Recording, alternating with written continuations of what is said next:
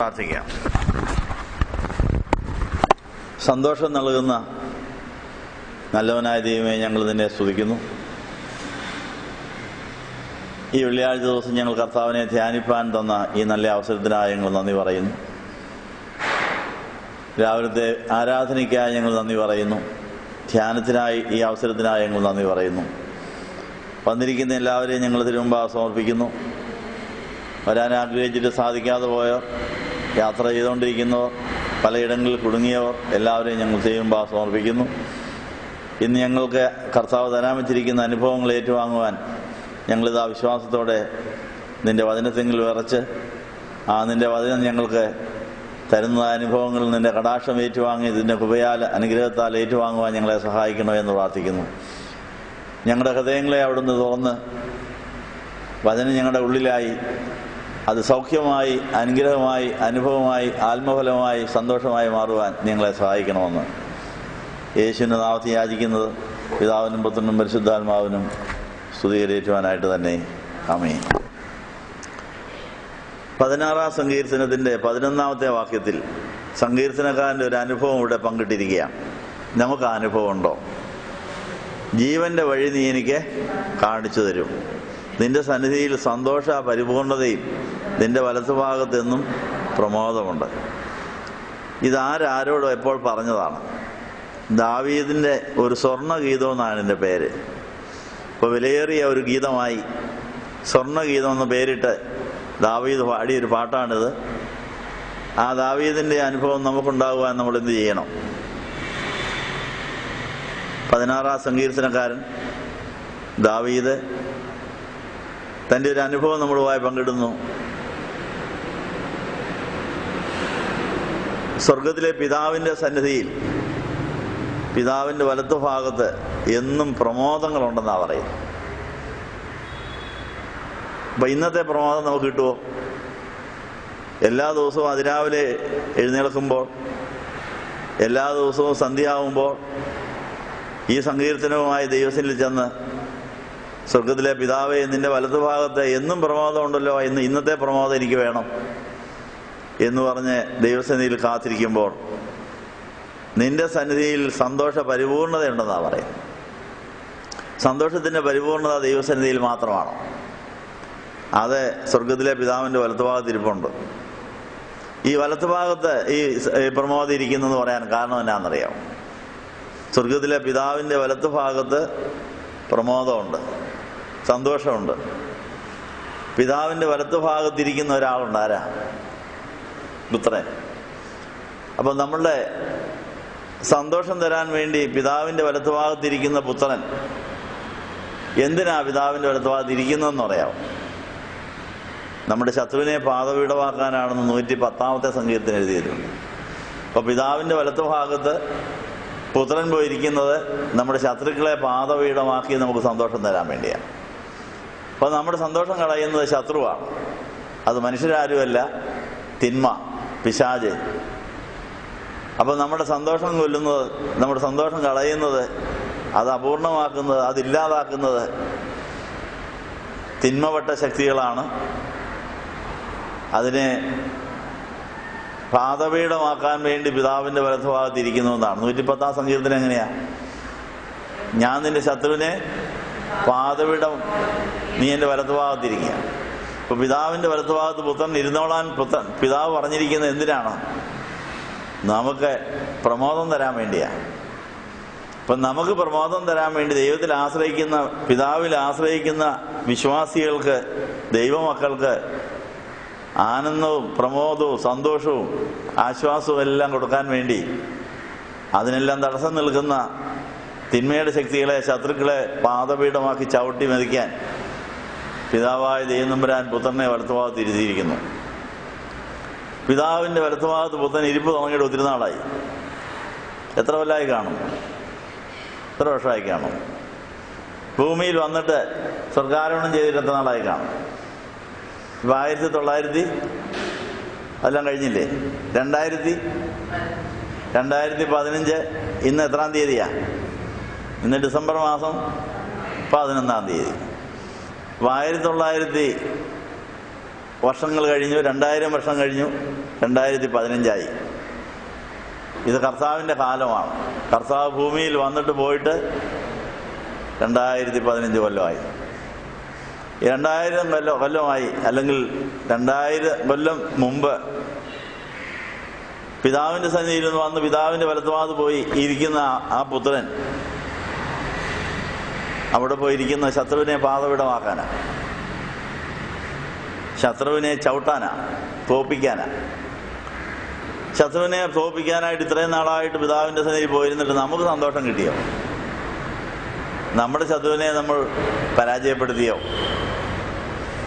കർത്താവ് പോയി ഇരിപ്പ് തുടങ്ങിയിട്ട് ആയിരക്കണക്കിന് വർഷങ്ങൾ, 2000 വർഷം കഴിഞ്ഞു.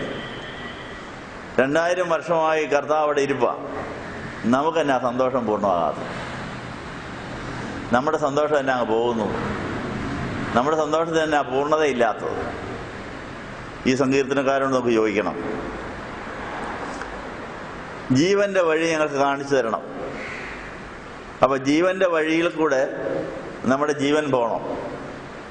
നമ്മുടെ ജീവന്റെ ഉറവിടമായ യേശുവിൻ്റെ ഉള്ളിൽ എത്തിച്ചേർന്ന് ആ യേശുവിൻ്റെ ഉള്ളിൽ മറിഞ്ഞിരുന്നാലേ ഈ സന്തോഷം നമുക്ക് ആസ്വദിക്കാനൊക്കെ ഉള്ളൂ. അപ്പം നമ്മുടെ ഓരോ ദിവസത്തെയും ജീവൻ സമൃദ്ധിയായ ജീവനാക്കി തരാൻ കർത്താവ് വന്നു. വഴിയും സത്യവും ജീവനുമായ യേശുവിൻ്റെ ഉള്ളിൽ നമ്മുടെ ജീവൻ, നമ്മുടെ പ്രാണൻ എത്തിച്ചേർന്ന് അത് പിതാവിൻ്റെ വലത്തുഭാഗത്തിരിക്കുന്ന പുത്രൻ്റെ ഉള്ളിൽ മറിഞ്ഞിരിക്കുകയാണെങ്കിൽ നമുക്ക് സന്തോഷം ലഭിക്കുമെന്നാണ് പറയുന്നത്. ജീവന്റെ വഴി കർത്താവ് നമുക്ക് കാണിച്ചു തരുന്നുണ്ടോ? ജീവന്റെ വഴി മരണത്തിന്റെ വഴിയാണോ ഇന്ന് നമ്മുടെ കയ്യിലുള്ളതെന്ന് പരിശോധിക്കണം. അപ്പം ജീവന്റെ വഴിയും മരണത്തിന്റെ വഴിയും നമ്മൾ തിരിച്ചറിയണം. നമ്മളെ ഇന്ന് നയിക്കുന്ന ജീവന്റെ വഴിയാണോ മരണത്തിന്റെ വഴിയാണോ? നമ്മുടെ സന്തോഷം നഷ്ടപ്പെടുന്നത് ജീവന്റെ വഴിയിൽ നിന്ന് മരണത്തിന്റെ വഴിയിലേക്ക് നമ്മൾ വ്യതിചലിക്കുമ്പോഴാണ്. അപ്പം ജീവന്റെ വഴിയും മരണത്തിന്റെ വഴി എങ്ങനെയാണ് തിരിച്ചറിയുന്നത്? ഏതാണ് ജീവന്റെ വഴി? ജീവന്റെ വഴി മറഞ്ഞിരിക്കും, അത് കാണിച്ചു തരണം ആരെങ്കിലും. അതാരും കാണിക്കും? ജീവന്റെ വഴി എനിക്ക് കാണിച്ചു തരുന്നതായ ദൈവം. അപ്പോൾ നമ്മൾ ജീവന്റെ വഴിയിലാണോ മരണത്തിന്റെ വഴിയിലാണോ? എപ്പോഴാണ് നമ്മുടെ ദേഹിയിൽ മരണം ഉണ്ടാകുന്നത്?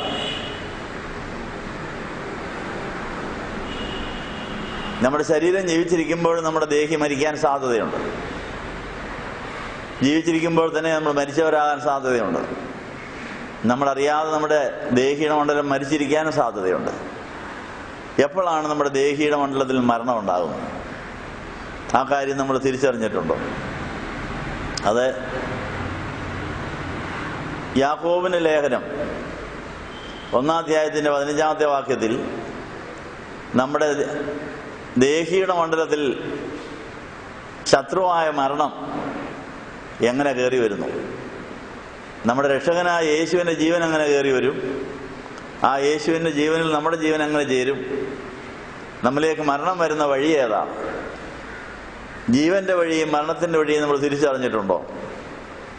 യാക്കോബിന്റെ ലേഖനം 1-ാം അധ്യായത്തിന്റെ 15-ാമത്തെ വാക്യത്തിൽ മോഹം ഗർഭം ധരിച്ച് പാപത്തെ പ്രസവിക്കുന്നു, പാപം ഒഴുന്നിട്ട്. അപ്പം ദേഹിയുടെ മണ്ഡലത്തിൽ മരണം വരുന്നത് എങ്ങനെയാണ്? മോഹം, പാപം, മരണം. അപ്പം നമ്മുടെ ദേഹിയുടെ മണ്ഡലം ശത്രുവായ മരണം കൈവശപ്പെടുത്തുന്നത് എപ്പോഴാണ്? മോഹങ്ങളിൽ കൂടിയാണ്. മോഹത്തിന്റെ പുറയിൽ പിശാചുണ്ട്. നമ്മളെ കൊല്ലാൻ വേണ്ടിയുള്ള തന്ത്രമാണത്. അപ്പം നമുക്ക് ജീവൻ എനിക്ക് കാണിച്ചു തരണം എന്ന് സങ്കീർത്തനക്കാരൻ പ്രാർത്ഥിക്കുന്ന പോലെ, കർത്താവ് എൻ്റെ ജീവൻ പാപത്താലും മോഹത്താലും മരണപ്പെട്ട് പാതാളത്തിൽ പോകാൻ ഇടയാകല്ലേ. അത് ജീവന്റെ ഉറവിടമായ നിന്നോട് ചേർന്ന് നിന്റെ ഉള്ളിലായി അത് പർദീസായിലെത്തി സ്വർഗത്തിലെത്തുവാൻ ഞാൻ ആഗ്രഹിക്കുന്നു എന്ന് പറയണം. അപ്പോൾ നമ്മുടെ കഴിഞ്ഞ കാല ജീവിതത്തിൽ ജീവന്റെ വഴി നീ എനിക്ക് കാണിച്ചു തരും എന്ന് പറഞ്ഞതായ ദാവീദിന്റെ പ്രാർത്ഥനയ്ക്ക് ദാവീദിന് എപ്പോഴാണ് മറുപടി കിട്ടിയത്? ദാവീദിന്റെ ജീവിതത്തിൽ മരണം കയറി വന്നിട്ടുണ്ട്. ദാവീദിന്റെ ജീവിതത്തിൽ മോഹവും പാപവും മരണവും കയറി വന്നപ്പോൾ 51 സങ്കീർത്തനം ചൊല്ലി കരഞ്ഞു, പാപം ഏറ്റുപറഞ്ഞു, ഉപവസിച്ചു, പ്രാർത്ഥിച്ചു, വീണ്ടും ജീവൻ കിട്ടി. അതിൻ്റെ പശ്ചാത്തലത്തിലാണ് സങ്കീർത്തനക്കാരൻ പറയുന്നത്, ജീവന്റെ വഴി എനിക്ക് കാണിച്ചു തരുമെന്ന് പറഞ്ഞ അനുഭവം. അപ്പം ജീവന്റെ വഴി കാണിച്ചു തരണമേ എന്ന് നമ്മൾ പ്രാർത്ഥിക്കുമ്പോൾ ദൈവസന്നിധിയിൽ സന്തോഷ പരിപൂർണതയും ദൈവത്തിൻ്റെ വലത്തുഭാഗത്തെ പ്രമോദവും നമുക്ക് ആസ്വദിക്കാൻ സാധിക്കും. 16 സങ്കീർത്തനത്തിൻ്റെ 11 വാക്യം ദാവീദ് എങ്ങനെയാണ് ആസ്വദിച്ചത്? ദാവീദ് മരണത്തിൻ്റെ കയ്പ് പിടിച്ചതിന് ശേഷമാണ് ജീവന്റെ മധുരം ആസ്വദിച്ചത്. അങ്ങനെ ജീവനും മരണവും നമ്മുടെ ഇടവും വലവുമായി നമ്മുടെ കൂടെയുണ്ട്. ഇടതുവശത്തെ മരണവും വലതുവശത്തെ ജീവനും. ഇതിലേതാണ് നമ്മൾ സ്വീകരിക്കുന്നത്? ഏത് വേണേലും സ്വീകരിക്കാനുള്ള സ്വാതന്ത്ര്യവും നമുക്കുണ്ട്. ദാവീദിന് എപ്പോഴാണ് സന്തോഷ പരിപൂർണത ലഭിച്ചത്? ജീവന്റെ വഴി കാണിച്ചു തന്ന് അത് കണ്ടെത്തി കഴിഞ്ഞപ്പോൾ ദൈവസന്നിധിയിലെ സന്തോഷ പരിപൂർണതയും ദൈവത്തിൻ്റെ വലത്തുഭാഗത്തുള്ള പ്രമോദവും തന്നെ ആസ്വദിച്ചു. അപ്പം നമുക്ക് സ്വർഗത്തിലെ പിതാവിൻ്റെ വലത്തുവശത്തിരിക്കുന്ന പുത്രൻ പിതാവ് നമുക്ക് സമ്മാനിച്ച ജീവിത പങ്കാളിയാണ്. നമ്മോട് കൂടെ എന്നും ജീവിക്കുവാൻ, നമ്മോടുകൂടെ എന്നും നമ്മളെ ആശ്വസിപ്പിക്കുവാൻ, നമ്മുടെ ഭാരം പങ്കിടുവാൻ നമുക്ക് വേണ്ടി ഇമ്മാനുവേലിനെ പിതാവായ ദൈവം വരാൻ സമ്മാനിച്ചിട്ട് ഇമ്മാനുവേൽ ഇപ്പം നമ്മുടെ കൂടെ ഉണ്ടോ? ആ ഇമ്മാനുവേലിൻ്റെ സാന്നിധ്യം നമുക്ക് ജീവൻ നൽകിയിട്ടുണ്ടോ? ആ ഇമ്മാനുവേൽ നമ്മളെ മരണത്തിൽ നിന്ന് വിടുവിക്കുന്നുണ്ടോ? യേശുവിൻ്റെ കൂട്ടുകാരനായിരുന്ന ലാസർ മരിച്ചു കഴിഞ്ഞ് ചീഞ്ഞു നാറിക്കഴിഞ്ഞ് കല്ലറയ്ക്കൽ പോയി കരഞ്ഞ് ലാസറിനെ വിളിച്ച് പുറത്താക്കി കെട്ടുകൾ അഴിച്ച് തൻ്റെ കൂടെ പന്തിയിലിരുത്തിയ ആ യേശു ഇന്നും ജീവിക്കുന്നു.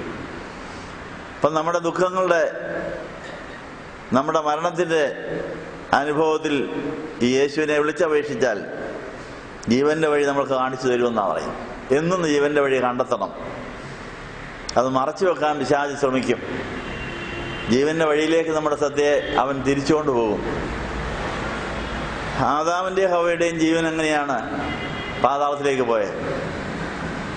ആദാമിൻ്റെയും ഹവ്വയുടെയും ഏദൻ തോട്ടത്തിലെ ജീവൻ പിതാവിൻ്റെ കൂടെ നടന്ന കാലത്തൊക്കെയും അവരതിനെ ആസ്വദിച്ചു, സന്തോഷിച്ചു. പക്ഷെ പിതാവിൻ്റെ കൂടെ നടക്കുന്ന ആദാമിനെയും ഹവ്വയെയും കണ്ടപ്പോൾ അസൂയയുള്ള പിശാച് ഏദൻ തോട്ടത്തിൻ്റെ വെളിയിൽ നിന്നുകൊണ്ട് ഇവരുടെ ഈ സന്തോഷം കളയണമെന്ന് വിചാരിച്ച് തന്ത്രങ്ങൾ മെനഞ്ഞുകൊണ്ടിരുന്നു.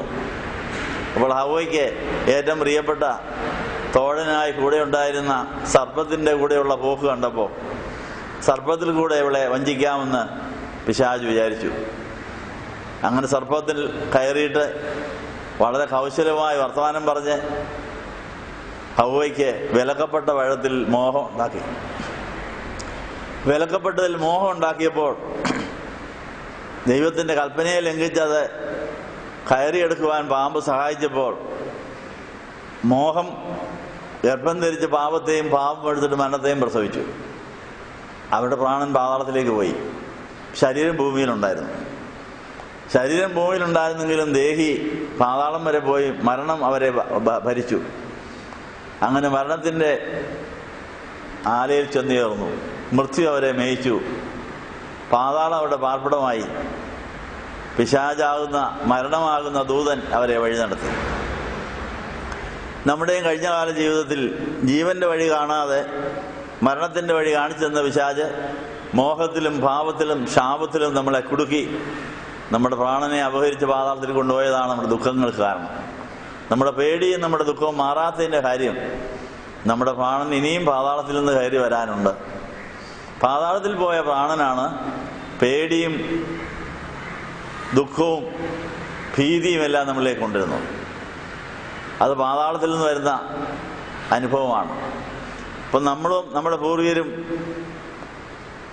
ദൈവവചനം വിട്ടിട്ട് മോഹത്താൽ പാപവും പാപത്താൽ മരണവുമായി പാതാളം വരെ പോയതുകൊണ്ടാണ് ആ പാതാളത്തിൽ നിന്ന് നമ്മുടെ ഉള്ളിലേക്ക് ദുഃഖത്തിന് കയറി വരാൻ പഴുതു കിടപ്പുണ്ട്. അതുകൊണ്ട് എപ്പോഴും സന്തോഷിക്കണമെങ്കിൽ ദൈവത്തിൻ്റെ വലതുഭാഗത്തിരിക്കുന്ന പ്രമോദവും സന്തോഷം പരിപൂർണത ആസ്വദിക്കണമെങ്കിൽ നമ്മൾ ജീവന്റെ വഴിയെന്നും കണ്ടുകൊണ്ടിരിക്കണം. യേശു അതുകൊണ്ടാണ് ഞാൻ തന്നെയാണ് വഴി, സത്യം, ജീവൻ. അപ്പോൾ വഴിയും സത്യവും ജീവനുമായ യേശുവിനെ തന്നെ നോക്കി അവനിലൂടെ നമ്മുടെ പ്രാണൻ യേശുവിൽ എത്തിച്ചേരുമ്പോൾ പിതാവിൻ്റെ വലത്തുഭാഗത്തിരിക്കുന്ന ആ കർത്താവ് നമ്മുടെ പ്രാണനെ അവിടെ സൂക്ഷിച്ചു വെച്ച് ആ ജീവന്റെ ഉറവിടമായ കർത്താവിൽ നിന്ന് സന്തോഷ പരിപൂർണത ഒഴുകി വരിക. നദി പോലെ സമാധാനം നമുക്ക് തരാമെന്നാണ് പറയുന്നത്. നമ്മൾ നമ്മുടെ ഹൃദയം വചനം ധ്യാനിച്ച് ദൈവത്തിൻ്റെ സന്നിധിയിൽ ഇരിക്കുമ്പോൾ നദി പോലെ സമാധാനം ഒഴുകി വരത്തക്കോണം നമ്മുടെ ഹൃദയം സമുദ്രം പോലെ വിശാലമായാൽ നദി പോലെ സമാധാനം ഒഴുകി വരും. നീതിയുടെ അനുഭവങ്ങൾ ഒന്നിനു പുറകെ ഒന്നായി ഈ നമ്മുടെ ഹൃദയത്തിൻ്റെ സമുദ്രത്തിൻ്റെ ആ തീരങ്ങളിൽ ഒന്ന് അതിനെ കുളിർപ്പിച്ചുകൊണ്ടിരിക്കും, അത് ഫലപുഷ്ടമാക്കിക്കൊണ്ടേയിരിക്കും. അപ്പം നീതിയുടെയും സന്തോഷത്തിൻ്റെയും സമാധാനത്തിൻ്റെയും അനുഭവം ജീവന്റെ വഴി കാണിച്ചു തരുന്ന പരിശുദ്ധാത്മാവ് യേശുവിലൂടെ നമുക്ക് തരുമെന്ന് ഇവിടെ ഓർപ്പിക്കുന്നു. ജീവന്റെ വഴി നീ എനിക്ക് കാണിച്ചു തരും, നിന്റെ സന്നിധിയിൽ സന്തോഷ പരിപൂർണതയും നിന്റെ വലത്തുഭാഗത്ത് നിന്നും പ്രമോദങ്ങളും ഉണ്ട്. അപ്പോൾ എന്നുമുള്ള ഒരു അനുഭവമാണിത്. അപ്പം ഈ വാക്തത്വം പിടിച്ചുകൊണ്ട് അതിരാവിലെ എഴുന്നേറ്റ് കർത്താവെ, ഇന്ന് നീ എനിക്ക് കരുതിയിരിക്കുന്നതായ സന്തോഷ പരിപൂർണതയ്ക്ക് വേണ്ടി ഞാൻ വന്നിരിക്കുക. സന്തോഷ പരിപൂർണത നഷ്ടപ്പെട്ട സന്ധ്യയ്ക്ക് കർത്താവെ, ഇന്ന് എൻ്റെ സന്തോഷം പോയിരിക്കുന്നു, ആരോ എങ്ങനെയോ എതിരെയോ എൻ്റെ സന്തോഷം പോയി, എനിക്ക് വീണ്ടും സന്തോഷം വേണമെന്ന് പറഞ്ഞ് സന്ധിക്കും പോവാം. അപ്പോൾ എന്നും നമുക്ക് സന്തോഷ പ്രമോദം ദൈവത്തിൻ്റെ സന്നിധിയിലുണ്ട്. അത് വലത്തുഭാഗത്താണ്. പിതാവിൻ്റെ വലത്തുഭാഗത്തിരിക്കുന്ന പുത്രനാണ് നമുക്ക് ജീവനും സന്തോഷവും തന്നുകൊണ്ടിരിക്കുന്നത്. അതുകൊണ്ട് അതിരാവിലെ എഴുന്നേറ്റ് പിതാവിൻ്റെ സന്നിധിയിൽ പോയി പുത്രനെ വാങ്ങി പുത്രൻ്റെ കൂടെ ഇരുന്ന് പരിശുദ്ധാത്മാവിൽ സന്തോഷിച്ചിട്ട് അവനോടൊപ്പം മുഖം വെച്ച് ദൈവവേല ചെയ്യുമ്പോൾ എൻ്റെ മുഖം ഏറ്റെന്നോട് പഠിപ്പിയെന്ന് പറഞ്ഞ വചനപ്രകാരം കർത്താവിനോട് വേല ചെയ്ത് ഭാരങ്ങൾ പങ്കിട്ട് കുറയ്ക്കാനും സന്തോഷം പങ്കിട്ട് ഇരട്ടിയാക്കുവാനും അങ്ങനെ നമുക്ക് ഓരോ ദിവസവും യേശുവിൽ പ്രമോദിച്ച് ആനന്ദിച്ച് അത് ബലമായി തീരുവാനും ആ ബലം നന്മയാൽ പിന്നെ ജയിക്കുന്ന യുദ്ധത്തിൽ നമ്മളെ വിജയികളാക്കുവാനൊക്കെ സഹായിക്കുമെന്നാണ് പറയുന്നത്. അപ്പോൾ സങ്കീർത്തനക്കാരൻ 16-ാം സങ്കീർത്തനത്തിൽ പറഞ്ഞിരിക്കുന്ന ഈ പ്രമോദം എല്ലാ ദിവസവും ദാവീദ് എങ്ങനെയാണ് ആസ്വദിക്കാൻ ശ്രമിച്ചത്?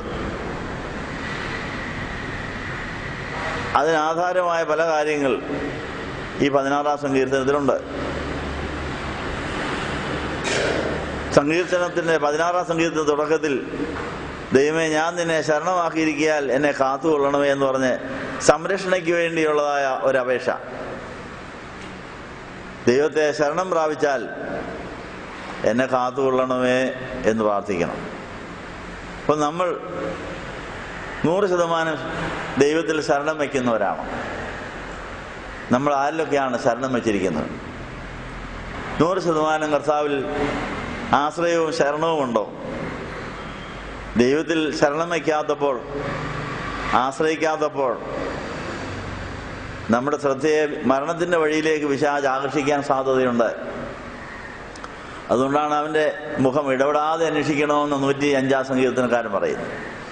105-ാം സങ്കീർത്തനത്തിൻ്റെ എത്രാം വാക്യത്തിലാണ് യഹോവയെ ബലത്തെയും തിരവി അവൻ്റെ മുഖം ഇടപെടാതെ അന്വേഷിപ്പീന്ന് പറഞ്ഞിരിക്കുന്ന എത്രാം വാക്യമാണ്? 105-ാം സങ്കീർത്തനം എത്രാം വാക്യം? അത് കണ്ടോ? 4-ാം വാക്യം എങ്ങനെയാ? യഹോവയെ അവൻ്റെ ബലത്തെയും തിരയുവീൻ അവൻ്റെ മുഖത്തെ ഇടപെടാതെ അന്വേഷിക്കുകയും. അപ്പോൾ ദൈവത്തിൻ്റെ മുഖം ഇടപെടാതെ അന്വേഷിച്ചാലേ ബലവും ശക്തിയും വന്നുകൊണ്ടിരിക്കുകയുള്ളൂ.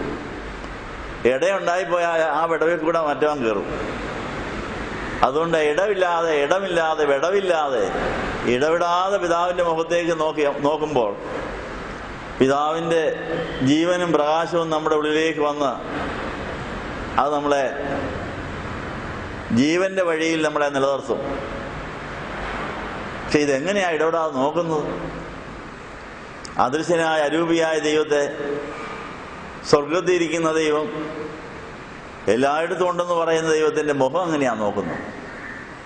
ആഗ്രഹമുണ്ടെങ്കിൽ ഇടപെടാതെ പിന്നെ മുഖം അന്വേഷിച്ച് അവനെ ശരണം പ്രാപിപ്പാൻ നമ്മളെ സഹായിക്കുവാൻ പിതാവിൻ്റെ വലത്തുഭാഗത്തിരിക്കുന്ന പുത്രൻ തയ്യാറാണ് നമ്മളെ സഹായിക്കാൻ. നമുക്ക് വേണ്ടി പുത്രൻ പിതാവിന്റെ മുഖം കണ്ടുകൊണ്ടിരിക്കുന്നു. ആ പുത്രന്റെ അകത്ത് നമ്മുടെ പ്രാണൻ ചെന്ന് കയറുകയാണെങ്കിൽ പുത്രന്റെ കണ്ണിലൂടെ പിതാവിനെ കാണാൻ സാധിക്കും. പിതാവിന്റെ വലതുഭാഗത്തിരിക്കുന്ന പുത്രൻ പിതാവിന്റെ മുഖം നോക്കിക്കൊണ്ടിരിക്കുന്നു. നമ്മുടെ വീണ്ടെടുക്കപ്പെട്ട പ്രാണൻ തന്റെ ഉള്ളിലുണ്ട്. ആ പ്രാണനിൽ കൂടെ നമുക്ക് പുത്രന്റെ കണ്ണിലൂടെ പിതാവിനെ കാണാൻ സാധിക്കും.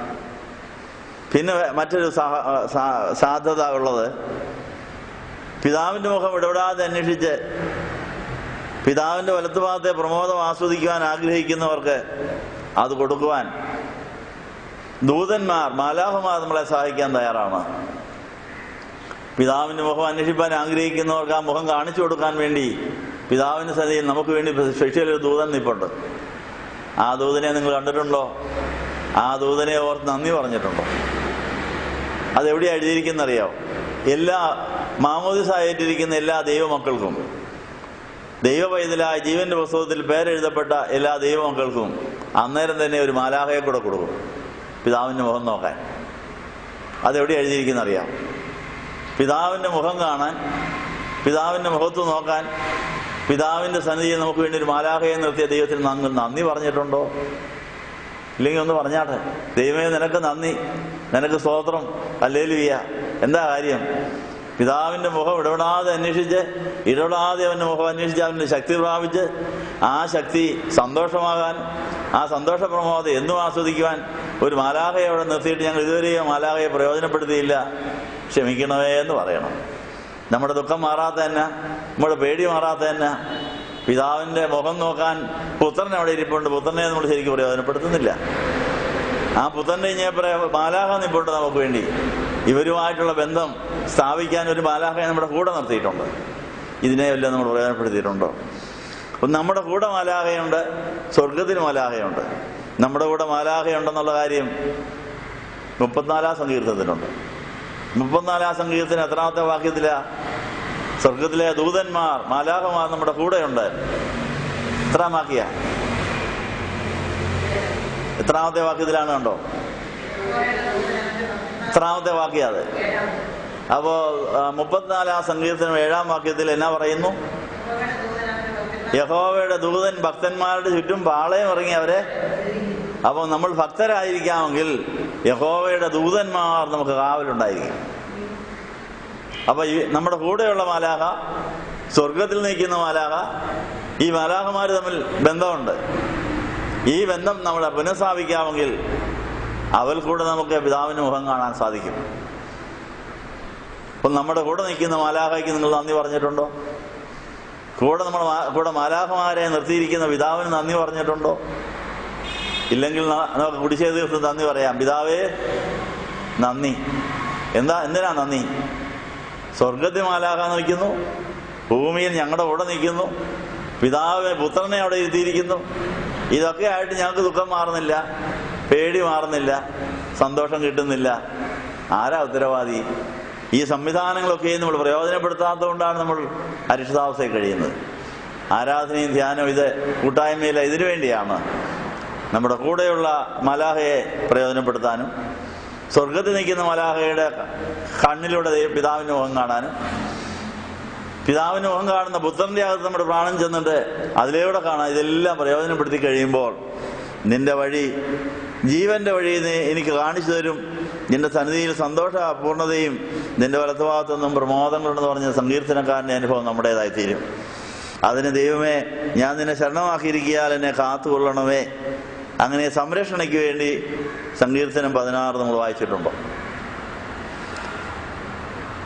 ഞാൻ യഹോവയോട് പറഞ്ഞത്, നീ എൻ്റെ കർത്താവാണ്, നീ ഒഴികെ എനിക്കൊരു നന്മയുമില്ല. ഭൂമിയിലെ വിശുദ്ധന്മാരോ എനിക്ക് പ്രസാദമുള്ള ശ്രേഷ്ഠന്മാർ തന്നെ. നമ്മൾ ഭൂമിയിലെ വിശുദ്ധരായി തീരുവാൻ, ദൈവത്തെ പ്രസാദിപ്പിച്ചവരായി, ദൈവത്തിന്റെ അനുഗ്രഹം വാങ്ങിച്ച് അനേകരുമായി വിതരണം ചെയ്യുന്നവരാകാൻ കർത്താവ് ആഗ്രഹിക്കുന്നു. എന്നാൽ അന്യദേവന്മാർ ഇവിടെയുണ്ട്. അന്യദേവന്മാർ ഇവിടെ ഉള്ളതുകൊണ്ട് അവർ നമ്മുടെ കണ്ണിനെയും നമ്മുടെ കാഴ്ചയെയും നമ്മുടെ ചിന്തകളെയും വശീകരിപ്പാൻ തയ്യാറായി നിൽക്കുന്നു. അതുകൊണ്ട് അന്യദേവനെ കൈക്കൊണ്ടതിൻ്റെ വേദന തീർന്നോ? കഴിഞ്ഞ കാലങ്ങളിൽ അറിഞ്ഞോ അറിയാതെയോ അന്യദേവനെ കൈക്കൊണ്ട കേസ് നമ്മുടെ കയ്യിലുള്ളതുകൊണ്ടാണ് വേദന മാറാത്തത്. ആ വേദന ആദ്യം മാറ്റണം. അന്യദേവനെ ഞങ്ങൾ കൈക്കൊണ്ടുപോയി, അറിഞ്ഞും അറിയാതെയും കൈക്കൊണ്ടുപോയി. അന്യദേവനെ കൈക്കൊള്ളുന്നവരുടെ വേദന വർദ്ധിക്കും. അവരുടെ രക്തപാനീയ ബലികളെ ഞാൻ അർപ്പിക്കുകയില്ല. അവരുടെ നാമങ്ങളെ എൻ്റെ നാവിന്മേൽ എടുക്കുകയുമില്ല. അപ്പൊ അന്യദേവന്റെ നാമം എടുത്താലുള്ള കുഴപ്പം എന്നാ? അവരവകാശം പറഞ്ഞ് കുറേ വരും, അവർ ദാരിദ്ര്യവാസികളാണ്. അപ്പം നമ്മൾ യേശുവിനെ രക്ഷിതാവായി അംഗീകരിച്ചിരിക്കുമ്പോൾ യേശുവെ നീയാണ് എൻ്റെ ശരണം, നീയാണ് എൻ്റെ ദൈവം എന്ന് പറയണം.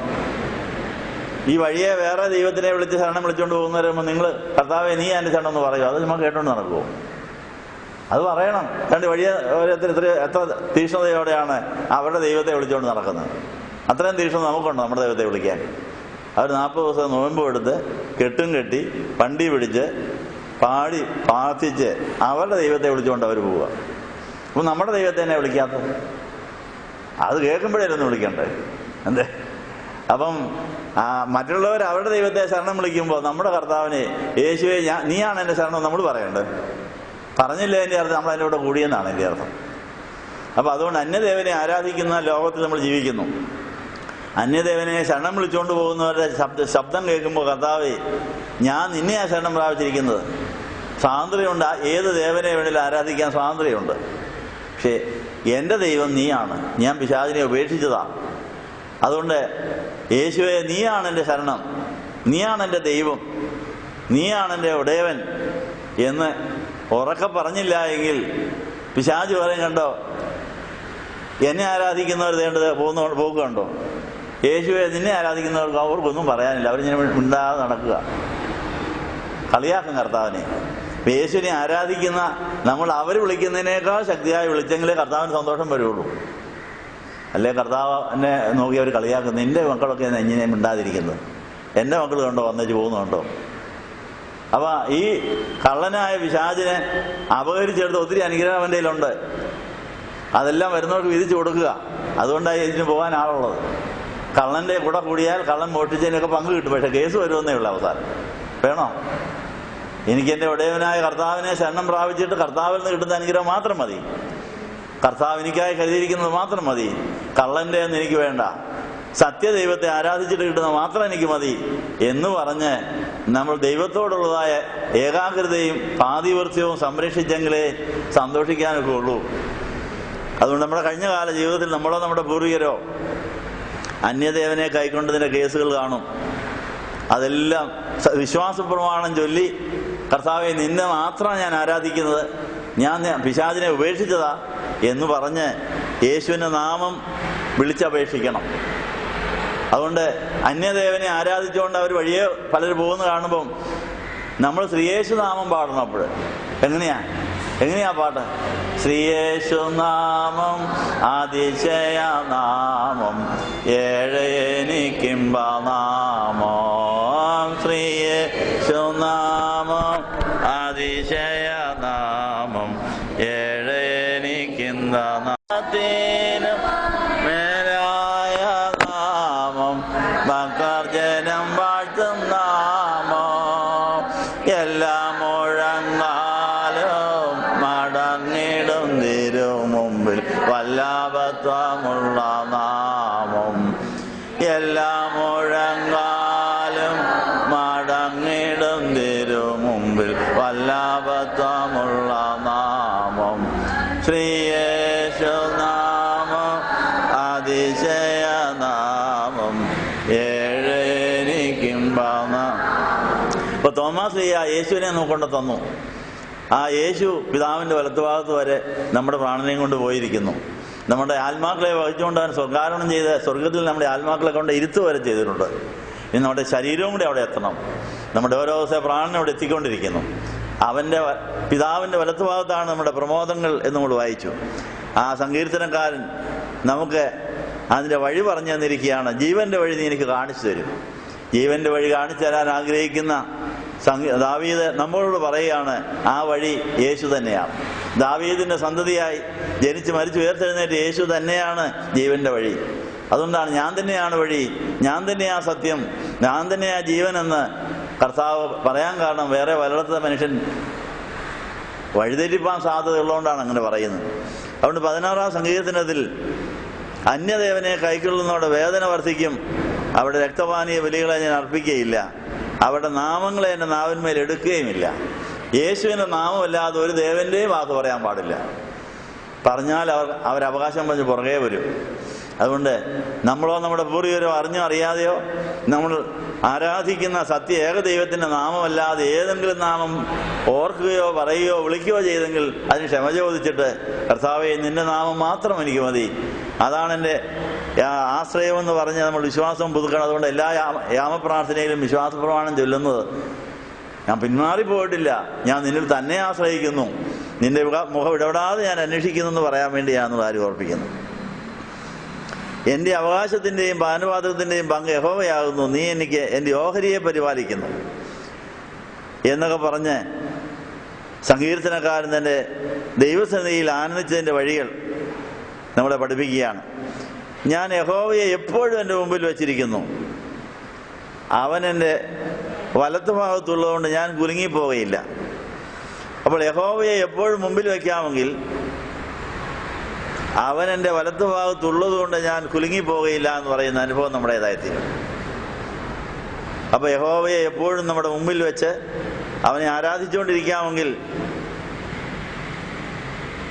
ദൈവം നമ്മുടെ വലത്തുഭാഗത്ത് വന്ന് നമ്മുടെ കയ്യെ പിടിച്ച് വഴി നടത്തുമെന്നാണ് പറയുന്നത്. ഇടത്ത് ഭാഗത്ത് തിന്മ വരും, അപ്പോൾ വലത്തുവശത്ത് കർത്താവ് കയ്യെ പിടിക്കും. നീ എന്നെ വലം കൈക്ക് പിടിച്ചിരിക്കുന്നു, എന്നെ മഹത്വത്തിലേക്ക് നയിക്കുമെന്ന് 73-ാം സങ്കീർത്തനക്കാരൻ പറയും. എത്രാം വാക്യത്തില? നമ്മുടെ വലം കൈ പിടിച്ച് നമ്മുടെ വലത്തുവശത്ത് നമ്മുടെ കൂടെ നടക്കുന്ന ആ കർത്താവ് നമ്മളെ മഹത്വത്തിലേക്ക് ആനയിക്കുമെന്ന് 73-ാം സങ്കീർത്തനത്തിലൊരു വചനമുണ്ട്. അത് എത്രാം വാക്യമെന്നറിയാമോ? 73-ന്റെ 20 ശേഷം വായിച്ചു നോക്ക്. 73-ന്റെ 20 ശേഷം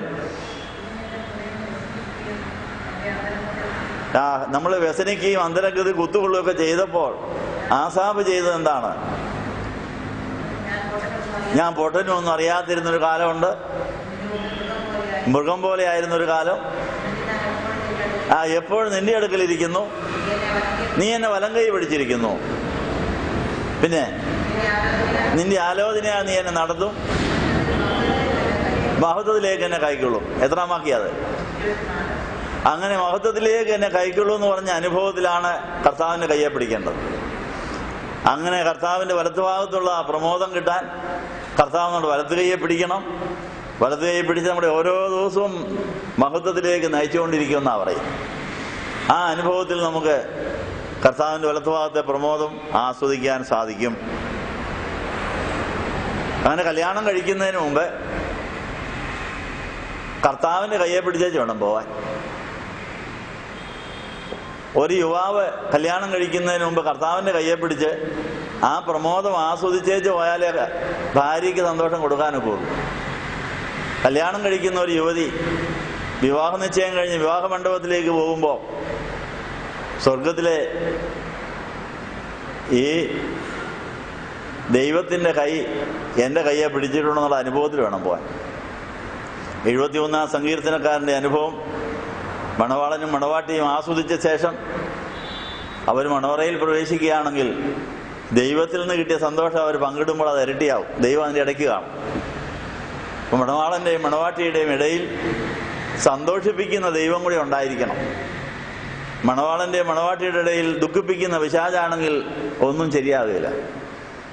അപ്പോൾ ദുഃഖിപ്പിക്കുന്ന പ്രാണനെ പാതാളത്തിലേക്ക് കൊണ്ടുപോയ പിശാചിൻ്റെ അവകാശം തീർത്ത് പാതാളത്തിൽ പോയ പ്രാണനെ മുഴുവൻ വീണ്ടെടുത്ത് അത് മുഴുവൻ പിതാവിൻ്റെ വലത്തുവശിരിക്കുന്ന പുത്രൻ്റെ ഉള്ളിലാക്കിയിട്ട് കർത്താവിൽ സന്തോഷിച്ചിട്ട് കല്യാണത്തിന് പോകാമെങ്കിൽ ആ സന്തോഷം പങ്കിടാൻ വേണ്ടി ദൈവം കൂടി അവരുടെ നടുക്ക് നിൽക്കും. ഭാര്യയുടെയും ഭർത്താവിൻ്റെയും ഇടയിൽ കർത്താവുണ്ടെങ്കിൽ, കർത്താവ് അവരുടെ കയ്യെ പിടിച്ച് സന്തോഷിപ്പിച്ചിട്ടുണ്ടെങ്കിൽ ആ സന്തോഷം പങ്കിടുമ്പോൾ അത് ഇരട്ടിയായിത്തീരും. അതാർക്കും കളയാനൊക്കുകയില്ല. അങ്ങനെ ദൈവം നമ്മളെ കൈപിടിപ്പിച്ച് സന്തോഷിപ്പിച്ചാൽ ആർക്കെങ്കിലും അസൂയ തോന്നി ഇടയ്ക്ക് കയറിയാൽ അവരെ കർത്താവ് ശാസിച്ച് മാറ്റും. ആ കാര്യം എവിടെയാണെന്നറിയാവോ? ഉൽപ്പത്തി പുസ്തകം 20-ലുണ്ട്, 26-ലുമുണ്ട്.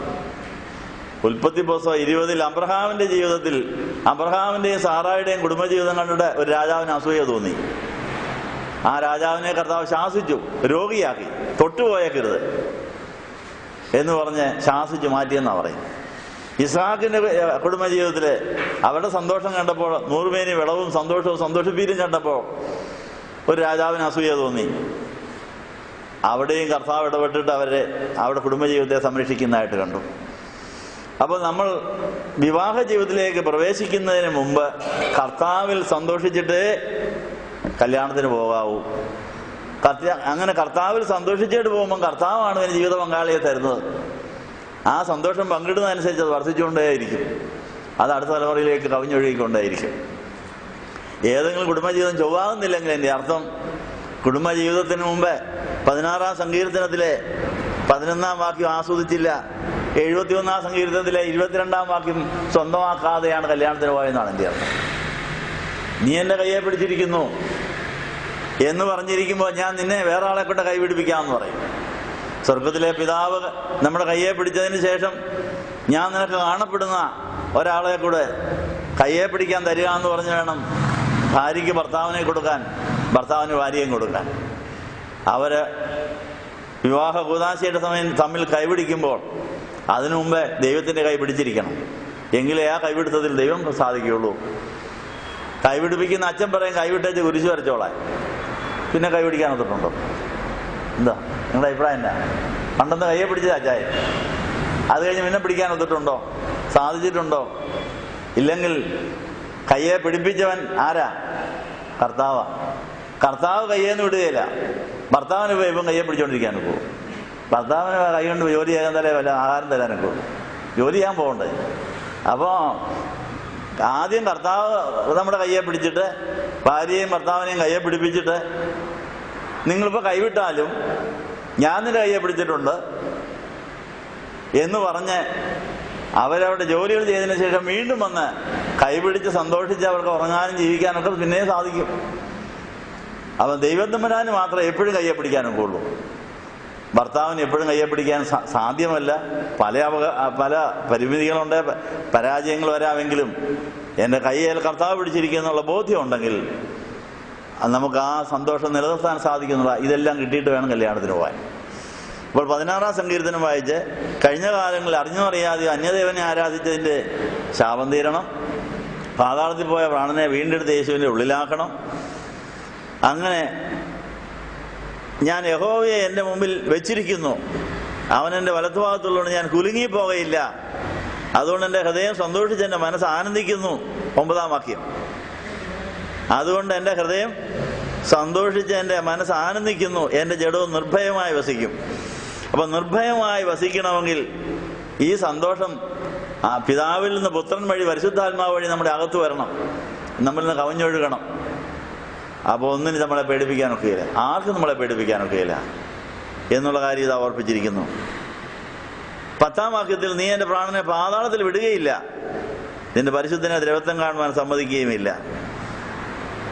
ഇപ്പം പിതാവിനെ വിട്ടേച്ച് സ്വയത്തിൽ ആശ്രയിക്കുമ്പോഴാണ് പാതാളത്തിൽ പോകുന്നത് 49-ാം സങ്കീർത്തനക്കാരൻ പറയുന്നത്. എപ്പോഴാണ് പാതാളത്തിൽ പോകുന്നത്? 49-ാം സങ്കീർത്തനം 13-ാം വാക്യത്തിൽ ഇത് സ്വയാശ്രയക്കാരുടെ ഗതിയാണ്. സ്വയത്തിൽ ആശ്രയിക്കുന്നവരുടെ പ്രാണൻ പാതാളത്തിൽ പോകും. പാതാളത്തിൽ പോയാൽ പാതാളത്തിലെ ജീവികൾ കയറിയിഞ്ഞ് വരും, അവരാ പേടിയുണ്ടാക്കും. അപ്പോൾ പേടി മാറുന്നില്ല, എൻ്റെ അർത്ഥം പാതാളത്തിൽ നിന്ന് കയറി വരാൻ വഴി കിടപ്പുണ്ട്, അത് ആ പഴുതടയ്ക്കണം. അതിന് കാത്തിരിക്കണം. 40-ാം സങ്കീർത്തനം ഞാൻ കാത്തിരുന്നിട്ട് പ്രാണനെ പാതാളത്തിൽ നിന്ന് കയറി, കൊഴിഞ്ഞ ചേറ്റിൽ നിന്ന് കയറി, പാറയിൽ നിന്ന് സ്തുതി എന്ന പാട്ട് പാടിയെന്നാണ് പറയുന്നത്. അപ്പോൾ 49-ാം സങ്കീർത്തനവും 40-ാം സങ്കീർത്തനവും ചേർത്ത് ചിന്തിക്കുമ്പോൾ സ്വയത്തിൽ ആശ്രയിച്ച് പാതാളത്തിൽ പോയാൽ പാതാളത്തിലെ പേടിയും ഭയവും സംഭ്രമവും എല്ലാം കയറി വന്നുകൊണ്ടേയിരിക്കും. അതുകൊണ്ട് ആ പ്രാണനെ മുഴുവനും വീണ്ടെടുത്ത് പുത്രന്റെ കയ്യിലാക്കി, പുത്രന്റെ ഉള്ളിലാക്കിയ പിന്നെ പാതാളത്തിൽ നിന്ന് കയറി വരാൻ വഴിയില്ല. നമ്മൾ കർത്താവിൻ്റെ അകത്താണ്. ഏതെങ്കിലും പിശാച് വന്നാൽ നമ്മളെ കാണാനൊക്കെയില്ല, നമ്മൾ കർത്താവിൻ്റെ അകത്തായിരിക്കും. അങ്ങനെ നമുക്ക് ദൈവം മറവിടമായി തീരും. 32-ാം സങ്കീർത്തനത്തിൽ അങ്ങനെ ഒരു വചനമുണ്ട്, ദൈവം നമ്മുടെ മറവിടമാകും.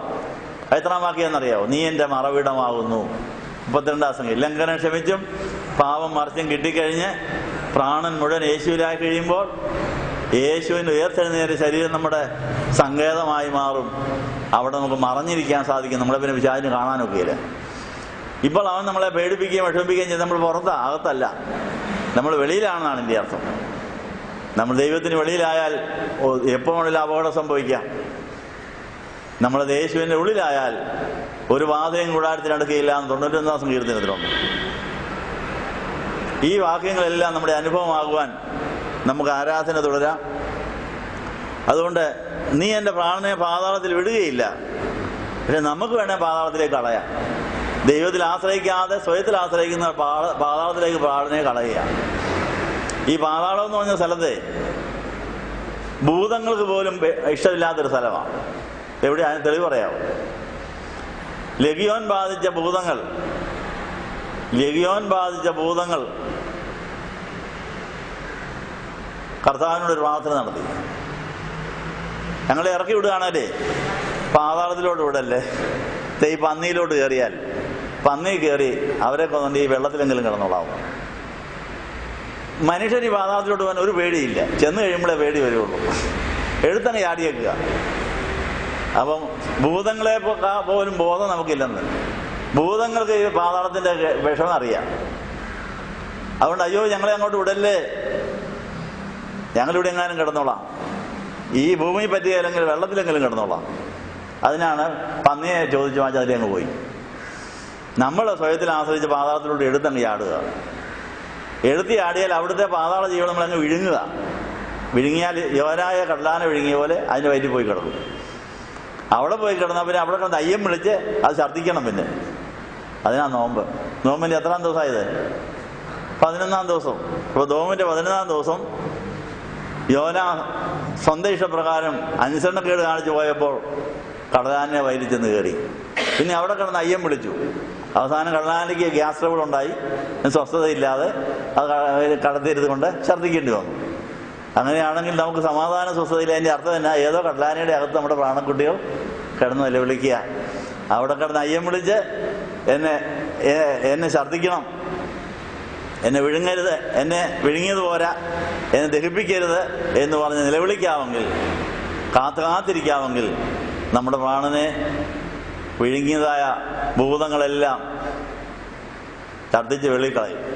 നമുക്ക് അവിടെ നിന്ന് എഴുന്നേറ്റ് വന്ന് കർത്താവിനെ ആരാധിക്കാൻ സാധിക്കും. സമയം പോകേണ്ടവിടെ നിർത്തുകയാണ്. നോമ്പിൻ്റെ 11-ാം ദിനത്തിൽ 16-ാം സങ്കീർത്തനത്തിലെ പ്രമോദങ്ങൾ, ആനന്ദങ്ങൾ, വീണ്ടെടുപ്പിൻ്റെ അനുഭവങ്ങൾ ഇവയെല്ലാം സ്വന്തമാക്കാൻ നമുക്ക് പ്രാർത്ഥിക്കാം. ഞങ്ങളെ സ്നേഹിക്കുന്ന ദൈവമേ, ഈ നല്ല ദിവസത്തിനായി ഞങ്ങൾ നന്ദി പറയുന്നു. ഞങ്ങളുടെ കഴിഞ്ഞകാല ജീവിതത്തിൽ ഞങ്ങൾ അറിഞ്ഞോ അറിയാതെയോ നിന്റെ നാമത്തെ വിട്ട് വേറെ അന്യദേവനെ ഞങ്ങൾ നോക്കുകയോ കാണുകയോ ആശ്രയിക്കുകയോ നേർച്ച നേരുകയോ വഴിപാട് കൊടുത്തു വിടുകയോ വഴിപാടിന് വന്നവർക്ക് കൊടുത്തു വിടുകയോ ഒക്കെ ചെയ്ത കേസുണ്ടെങ്കിൽ അപ്പോഴൊക്കെയും ഞങ്ങൾ ദൈവവുമായുള്ള ഞങ്ങളുടെ ഉടമ്പടി പുതുക്കി വിശ്വാസ പ്രമാണം ചൊല്ലി ജീവിക്കുവാൻ ഞങ്ങൾ കഴിഞ്ഞിട്ടില്ലെങ്കിൽ ഞങ്ങൾ ക്ഷമിക്കണമേ എന്ന് പ്രാർത്ഥിക്കുന്നു. പത്രോസ് കർത്താവിനെ തള്ളി പറഞ്ഞിട്ട് പിന്നെ മടങ്ങി വന്ന് ആ കർത്താവിനെ സ്നേഹിക്കുന്നു സ്നേഹിക്കുന്നു സ്നേഹിക്കുന്നു എന്ന് 3 പ്രാവശ്യം പറഞ്ഞ് പെന്തിക്കോസ്തിയുടെ അനുഭവത്തിലാണ് പിന്നെ അനേകരെ കർത്താവിനെ നേടിയെന്നുള്ള കാര്യം ഞങ്ങൾ ഓർക്കുന്നു.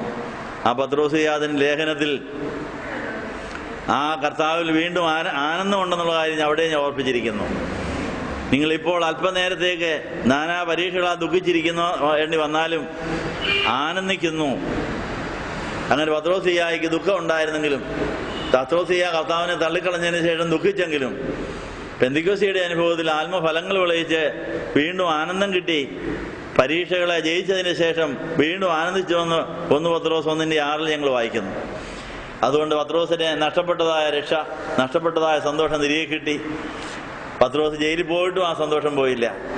ആ പത്രോസിനെ തലകീഴായി കുരിശിക്കപ്പെട്ട് ഉയർത്തെഴുന്നേറ്റ് കർത്താവിൻ്റെ ഉള്ളിൽ പിതാവിൻ്റെ വലത്തുഭാഗത്തെ പ്രമോദം ആസ്വദിക്കാൻ കഴിഞ്ഞെങ്കിൽ ഒരു കുടുംബജീവിതക്കാരൻ, അമ്മായിയമ്മയുണ്ടായിരുന്ന, ഭാര്യയുണ്ടായിരുന്ന, മക്കളുണ്ടായിരുന്ന പത്രോസ് സാധാരണ കുടുംബജീവിതക്കാരൻ പരാജയപ്പെട്ടിട്ട് ജയിച്ച് ജയാളിയായി അനേകരെ നേടിയതുപോലെ ഞങ്ങൾക്കും പരാജയങ്ങളെ വിജയത്തിൻ്റെ ചവിട്ടുപടിയാക്കിക്കൊണ്ട് ദാവീദിന്റെ സന്തതിയായി ജനിച്ച് മരിച്ചു ഉയർത്തുന്നേറ്റ് യേശുവിനെ തന്നെ ധ്യാനിച്ച് അവൻ്റെ നാമം തന്നെ വിളിച്ചപേക്ഷിച്ച് ഞങ്ങൾക്ക് ജന്മസാഫല്യം അടയണം.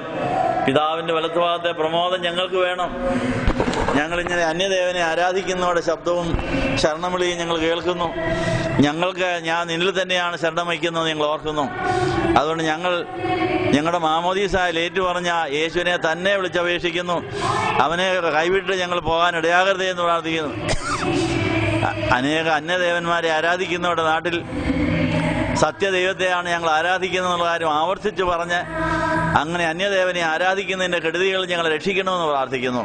ഞങ്ങളോ ഞങ്ങളുടെ പൂർവികരോ അങ്ങനെ അന്യദേവനെ ആരാധിച്ച് അവരുടെ നാമം ഏറ്റുപറഞ്ഞ ആ ബലഹീനതകളുടെ ശാപം ഇനിയും തീരാനുണ്ടെങ്കിൽ അത് മാറ്റി ഞങ്ങൾ അനുഗ്രഹത്തിൻ്റെ പുതിയ തലമുറയ്ക്ക് തുടക്കമിടാൻ ഞങ്ങളെ സഹായിക്കണമെന്ന് യേശുവിൻ്റെ നാമത്തിൽ യാചിക്കുന്നത് പിതാവിനും പുത്രനും പരിശുദ്ധാത്മാവിനും സ്തുതിയേറ്റുവാനായിട്ട് തന്നെ.